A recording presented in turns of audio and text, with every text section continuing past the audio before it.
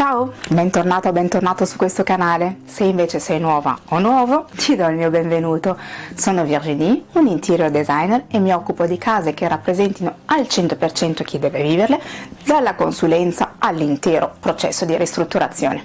In questo canale affronterò il tema casa cercando di darti suggerimenti utili affinché tu possa avere la casa dei tuoi sogni, una casa che ti rappresenti nel profondo e dove ti sentirai sempre a tuo agio.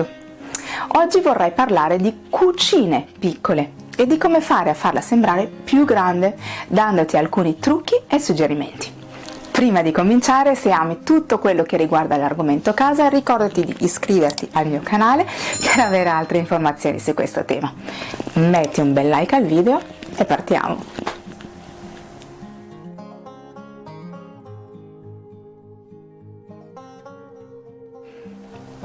In generale non è facile arredare spazi piccoli. Una vera sfida diventa arredare una cucina piccola. In cucina ci si deve poter muovere facilmente, si deve avere anche lo spazio per preparare i vari manicaretti e si deve avere lo spazio per riporre. Come fare a conciliare tutto in uno spazio piccolo? Come farla sembrare più grande di quello che in realtà è? Lo vediamo oggi.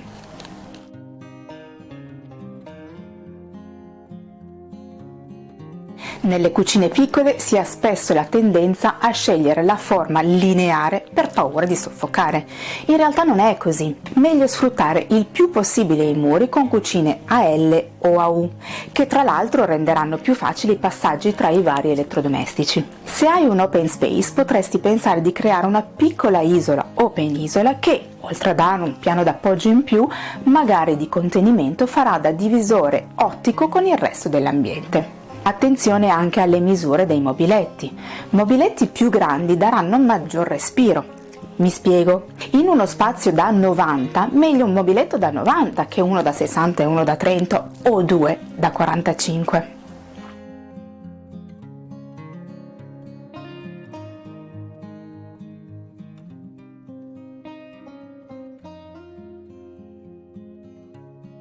Lo spazio per riporre in cucina è davvero importantissimo, quindi pensa all'opportunità di avere pensili che arrivino fino al soffitto. Otticamente i pensili a soffitto faranno anche sembrare la cucina più grande, un po' come dicevo per le piastrelle nel video sui bagni piccoli. Lo trovi qui e anche sotto in descrizione. Potresti anche pensare di avere una doppia fila di pensili, quella bassa con la profondità standard di 30 cm, ma quelli alti potrebbero essere della stessa profondità di eventuali colonne. Lo spazio per riporre così sarà ancora maggiore e se usi colori in contrasto i pensili inferiori sembreranno incorniciati.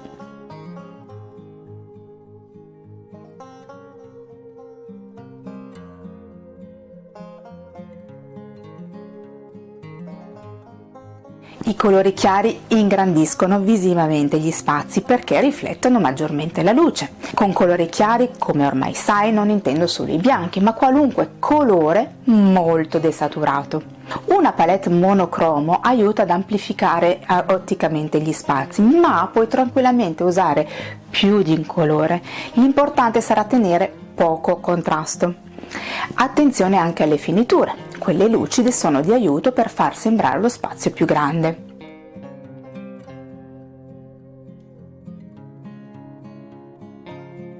Come dicevo per il bagno piccolo potresti decidere di usare però i colori scuri perché danno un senso di profondità. Anche qui il trucco sarà di avere poco contrasto e ovviamente qui le finiture lucide sono altamente consigliabili.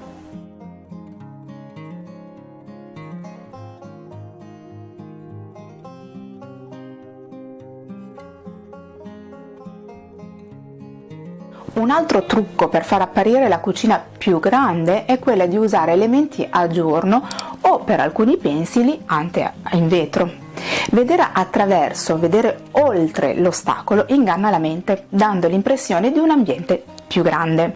Se poi aggiungi l'illuminazione in questi pensili, aumenterai l'effetto.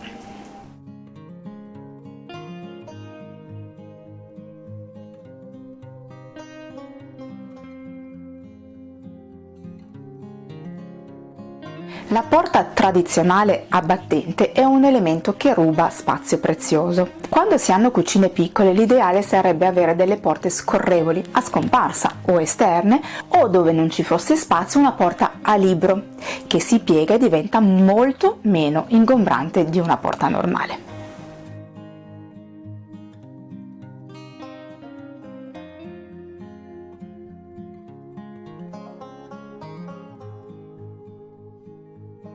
Usa piastrelle grandi per avere meno linee di fuga visibili che creano come delle linee di confine, rendendo l'ambiente otticamente più piccolo. Puoi decidere per una tinta unita a basso contrasto con il resto della cucina, ma puoi anche usare dei pattern. Fare questo creerà un elemento a sorpresa, ma soprattutto darà profondità che darà l'illusione di avere una cucina più grande di quello che in realtà è.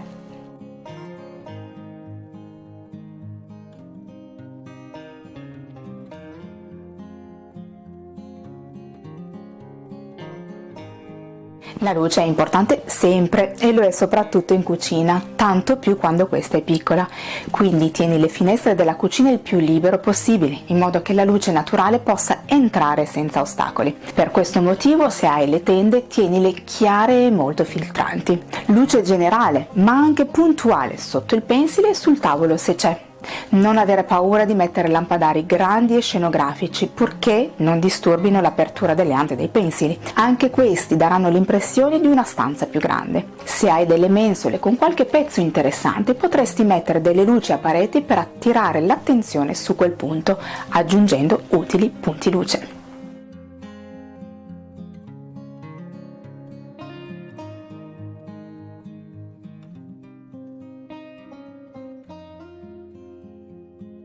Lo so che la penisola o l'isola è il sogno di molti e che purtroppo non sempre è possibile, soprattutto in una cucina piccola.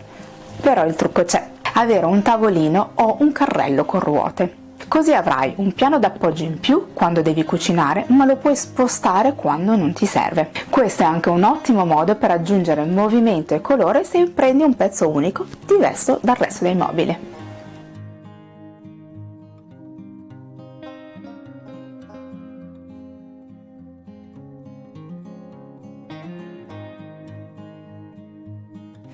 In ambienti piccoli, quindi la cucina non fa eccezione, è davvero importante eliminare il superfluo dalla vista e mantenere tutto in ordine. Togli tutto quello che non usi regolarmente dal piano di appoggio e tieni in ordine quello che resta.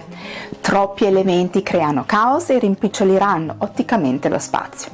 Pensa anche all'opportunità di incassare il forno a microonde, magari creando una piccola nicchia sotto pensile. Questo ti libererà spazio sul piano di lavoro.